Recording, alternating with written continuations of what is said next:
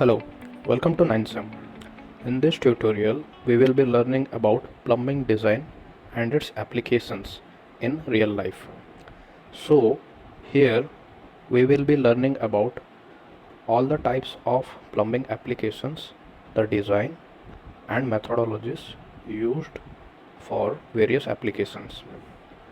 So, going over to contents.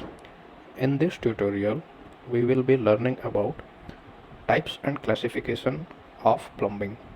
What are the various types? External, internal, etc. And how are the plumbing systems classified? After that, we will be having a plumbing systems overview, which mainly consists of water supply, drainage, and rainwater. After that, we will be going towards the sizing calculations pertaining to plumbing.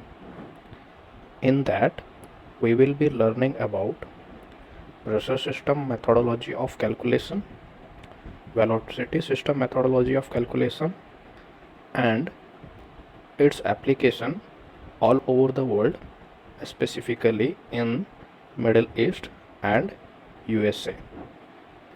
After that, we will be knowing about plumbing general fixtures and its uses, the common terms used worldwide such as SFU, DFU, flow, etc.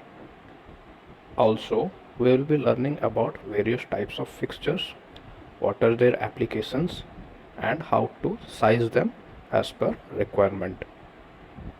Then, after that, we will be learning about trade specific pipe size calculation.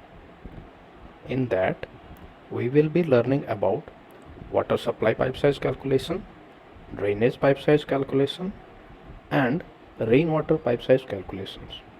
Also, we will be looking at how risers work in all of the three types of buildings, infrastructure and oil and gas industries.